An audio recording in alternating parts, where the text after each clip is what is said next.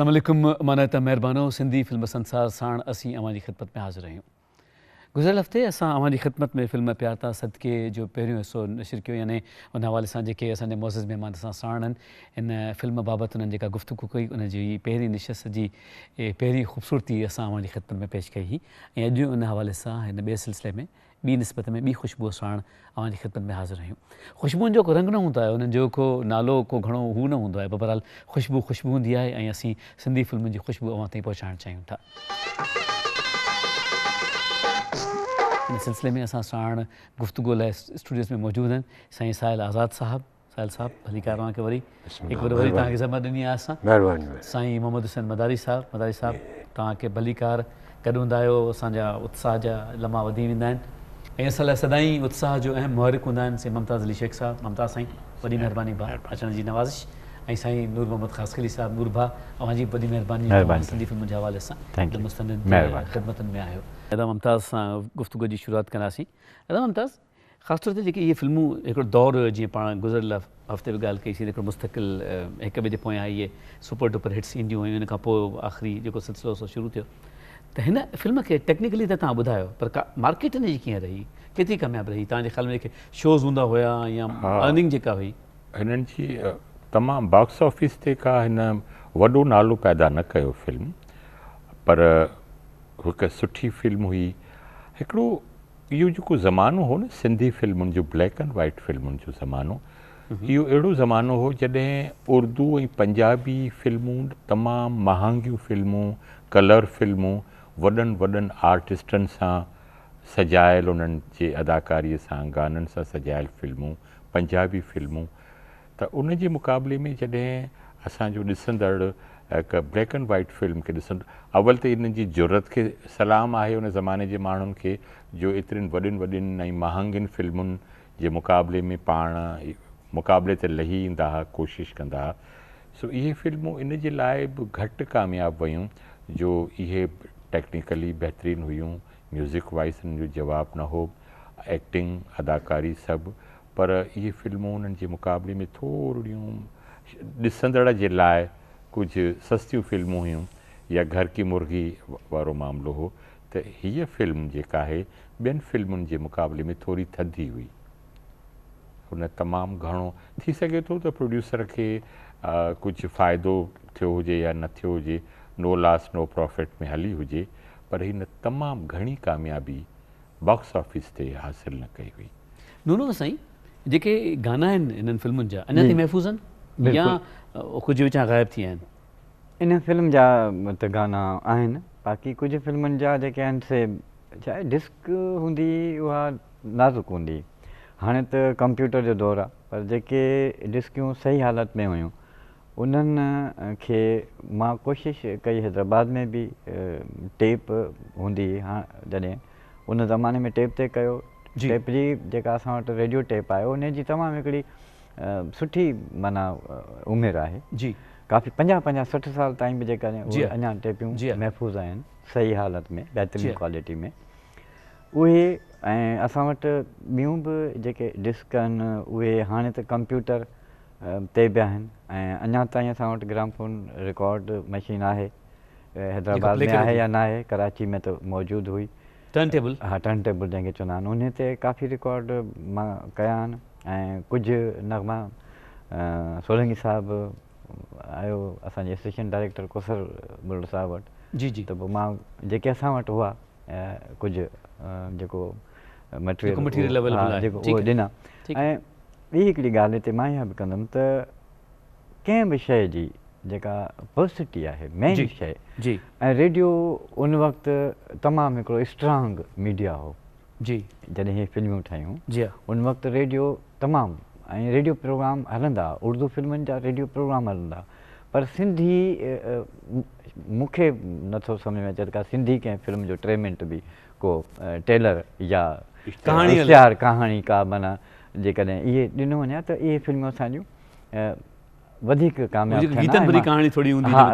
मतिलबु हा इश्तिहार या जंहिं सिनेमा में लॻियूं पिया आहिनि उनजो ई नंढो इश्तिहार हा टीज़र, उहो उन हिसाब सां जेकॾहिं हलाईंदा त पोइ लाज़मी माण्हू उहा शइ ॾिसंदो आहे। हिकिड़ो उन्हनि खे Attraction थींदी आहे थींदो आहे त यार मां ॾिसां एॾी हिन जी माना इहे पब्लिसिटी आहे। ऐं कंहिं फिल्मियूं हाणे जेके प्रोग्राम ठहंदा आहिनि त उहे उन्हनि में हिकिड़ी का अहिड़ी जॻह छॾींदा आहिनि जो माण्हू सोचींदो आहे त यार इन खां पोइ छा थियो हूंदो, त उन सां बि तशनगी रहिजी वेंदी। लाज़मी पब्लिसिटी मस्तु आहे कंहिं बि शइ जी। तव्हां अॼुकल्ह ॾिसो अॼुकल्ह जे दौर में लाखें किरोड़ें रुपया पब्लिसिटी ते छो था माण्हू ख़र्चु कनि। उन्हनि खे शइ त ईअं बि विकामंदी, पर ॾिसो पब्लिसिटी मस्तु आहे कंहिं बि शइ जी। फिल्मुनि जी, सिंधी फिल्मुनि जी पब्लिसिटी सवाइ अख़बारुनि में केतिरा माण्हू पढ़ियल आहिनि असांजा, जी हा, केतिरे तालीमी रशो आहे। मीडिया रेडियो उन वक़्तु तमामु स्ट्रॉन्ग थियो उन ते। जेकॾहिं फिल्मुनि जा थोरो ख़र्चु कनि हा, फिल्मुनि ते लखें रुपया ख़र्चु कयूं, थोरो उन ते ख़र्चु कनि हा त इहे फिल्मूं तमामु घणो पॉपुलर ऐं कामयाबु थियनि हा ऐं पैसा बि कमाइनि हा। वाह, इहो हिकिड़ो मुंहिंजो पंहिंजो ख़्यालु आहे। एक्सपीरियंस बि आहे, तजुर्बो तव्हांजो। तजुर्बो हिकिड़े अहम निस्बतुनि जा सवाल आहिनि ऐं उन ते ख़ासि तौर ते जेके असांजे महिरबान उन सां मैदान सां तालुक़ु रखनि था, फिलबदी जेको जवाबु इनायत थिए पियो त सो बि पंहिंजी जाइ ते हिकिड़ी ख़ासि अहमियत रखे थो। ख़ासि कली साहब सां ज़िक्र हले पियो थो गाननि जो, ऐं असां वटि अव्हां जे लाइ फिल्म जो हिकिड़ो ख़ूबसूरत गानो मौजूदु आहे ऐं उहो आवाज़ु जेको जॾहिं फिज़ाउनि में ॿुलंदो हुयो त महसूसु थींदो हो त ख़ुशबू जो अक्स छा हूंदो आहे। रुन लीला ऐं सखियूं।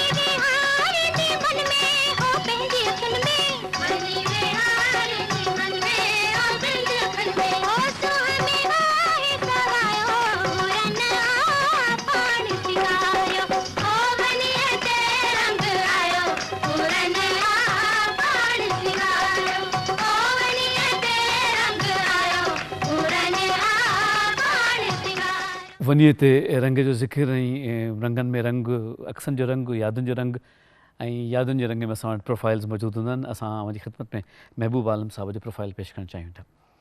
1946 धारे ॻोठ गुलाब लॻारी तहलके मातली में ॼाओ मैट्रिक टंडो ग़ुलाम अली ऐं BA मुस्लिम कॉलेज हैदराबाद मां कयईं। शुरूआति खां ई खेसि अदाकारी जो बेहद शौक़ु हुयो। हिकु उर्दू फिल्म में कम बि कयईं पर उहा मुकमिल थी न सघी। 1968 में बम्बिनो फिल्म्स पारां अख़बारुनि में सोरठ फिल्म में अदाकारी लाइ इश्तहार आयो ऐं इंटरव्यू महिल आगा सलीम, शेख हसन ऐं फिल्मसाज़ महबूब आलम खे बीजल जे किरदार लाइ चूंडे वरितो। तंहिंखां पोइ हुन कॾहिं बि पोइ ते मुड़ी न ॾिठो।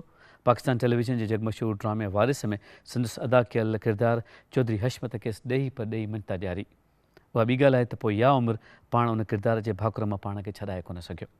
ख़ाकोर खून, फटाफट ऐं सिराइकी फिल्म ख़ान बलोच में कमु कंदड़ महबूब आलम 20 मार्च 1994 ते वफ़ात कई ऐं कराची में आसूदह ख़ाक आहे।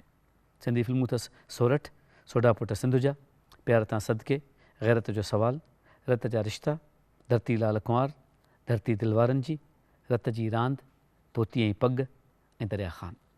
मोटंदासीं पंहिंजे मोज़िज़ महिमाननि ना। शेख साहिबु, रूना खे ॿुधोसीं हींअर जीअं, बसि छा चइजे? कमाल आहे, कमाल। मूंखे उहा न्यूज़ ऐं उहो तनक़ीदी हिकिड़ो मुरासिलो यादि आहे अलाह जी कहिड़ी अख़बार जो, जॾहिं शेख हसन साहिबु इहो ऐलान कयो त शहरु फ़िरोज़ फिल्म जे लाइ रूना लैला खां गाना असां ॻाराईंदासीं, त कंहिं दोस्त लिखियो त भई इहो वॾो ज़ुल्म आहे सिंधी फ़नकारनि ते, त सिंधी फ़नकारनि खे छॾे रुबीना जी ज़रीना या ॿिया जेके आर्टिस्ट हुन ज़माने में, ऐं रूना लैला जेका हिकिड़ी बंगाली छोकिरी आहे उन खां ॻारायो थो वञे, त उहो मूंखे अञा यादि आहे। पर जॾहिं इन फिल्म जा गाना रिलीज़ थिया या ॿियनि फिल्मुनि जा गाना माण्हुनि जे समातुनि ताईं पहुता, त हुननि सोचियो त भई शेख हसन साहब या उन ज़माने जे डायरेक्टरनि जो जेको इंतिखाब आहे उहो कमाल दर्जे जो हो। उन खां अलावा पोइ मखदूम साहब जा जेके गाना आहिनि फिरोज़ गुल जी कंपोज़िशन में या फिल्मुनि जा ॿिया गाना आहिनि, कमाल करे छॾियो। जो उहा छोकिरी जंहिंखे सिंधी ऐं उर्दू लिखण बि न अचे ऐं उहो रोमन में लिखे, ऐं उहो रोमन में ॼे कीअं लिखंदी हूंदी, ङे कीअं लिखंदी हूंदी, कमाल न आहे न आर्टिस्ट जो। रूना लैला सिंधी आर्टिस्ट न हूंदे बि सिंध जी नामवर आर्टिस्ट आहे ऐं रहंदी, कमाल आहे। मदारी साहिबु, तव्हां इन्हनि ॻाइणनि वग़ैरह सां तव्हांजो वास्तो पियो जेके गुलूकारी कंदा हुया, या तव्हां सिर्फ़ु पंहिंजे टेक्निकल शोबे सां महदूद रहियो? एतिरो वास्तो न हो, मगर पोइ बि रूना लैला हो, ख़ाली रूना न हो, लैला हो। पोइ इन ख़ातिरे में एतिरो कम उमिरि में उन स्टार्ट वरितो है, 13 सालनि में, 13 सालनि जी एज में उन्हनि ॻायो। पोइ ॿियो उन में हिकिड़ो ख़ूबी हो कि उहो पहिरीं म्यूज़िशियननि खे पाण सां गरम कंदो, लता जे रूल में, जीअं लता न गुनगुनाए थो ई करे थो, म्यूज़िशियननि खे पंहिंजे पासे छिकण जे वास्ते कि इन पढ़ंदो त रोमन में, मगर हिकिड़े स्टूडियो में ॾिस हू बलोची गाना ॻाए पियो, ॿियो स्टूडियो में रात जो ॾिस पछतो गाना ॻाए पियो, राति जो 2 लॻे ॾिस सिंधी गाना ॻाए पियो। उनजो हिकिड़ो बि ज़ुबान न हो, बलोची बि ज़ुबान न हो, मगर बलोची अञा तक अहिड़ो ज़ाल पैदा न थियो आहे जो ईअं उन गाना ॻायो ई ॻाए। वाह वाह। सिंधीअ में बि और पछतो में बि, मगर उमिरि में बि नंढो हो, मगर उन सां हिकिड़ो आयो पंहिंजो हिसाब में आयो त असांजे लाइन में थोरो लॻे थो, वॾनि में, नंढनि में छा लॻंदो, वॾनि में इन जो दुश्मन थी वियो। मैडम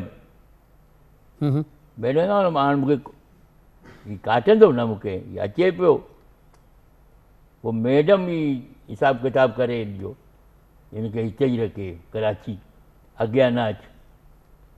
जीअं मसलन असांजो हिकिड़ो सिंगर हो उमेरा चन्ना, हा, हिन वटि वियासीं घर, साहिल आज़ाद हो मूंसां गॾु, हाँ तो मुझे म्यूजिक डायरेक्टर हो, उन्होंने कहा क्या यार नूरजान से कराओ, नहीं तो माला से कराओ, ये छन्ना पन्ना ये ॻाल्हि है, भाई तुम आओ टेस्ट करो, ये क्या है, नखरा लगा रखा है।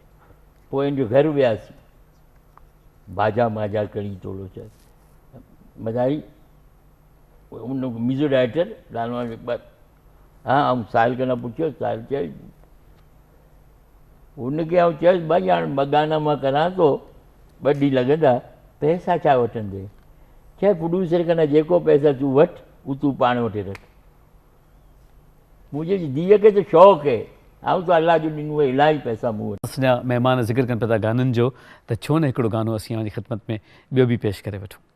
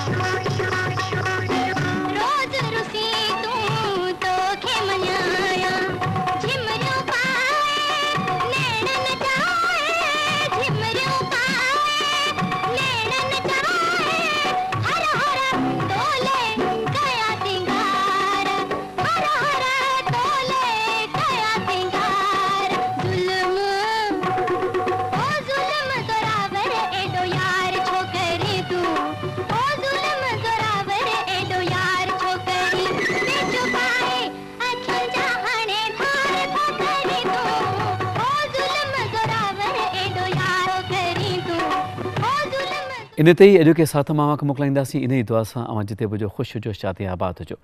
फिल्म प्यार ता सदके जे हवाले सां ही असां अवां जी ख़िदमत में ॿियो ऐं आख़िरी हिसो पेश कयो ऐं इंशाअल्लाह लज़ीम ईंदड़ हफ़्ते कंहिं नई निकोर फिल्म सां अवां जी ख़िदमत में हाज़िर थींदासीं। पंहिंजे मुअज़्ज़िज़ महिमाननि साईं मुमताज़ अली शेख साहब, साईं नूर मोहम्मद ख़ासकली साहब, साईं मोहम्मद हुसैन मदारी साहब ऐं साईं साहिल आज़ाद साहब जिन जा बेहद शाकिर आहियूं, पाण असां वटि हिते कई आहे ऐं फिल्म जे हवाले सां हिननि ॿिनी प्रोग्रामनि में हुननि बेइंतहा हसीन गुफ़्तगू कई। पर ख़्यालु रखिजो पिया, असां साण हुजिजो, असीं अवां जी ख़िदमत में हाज़िर आहियूं। इजाज़त ॾींदा, फ़ी अमान अल्लाह, अल्लाह वाहे।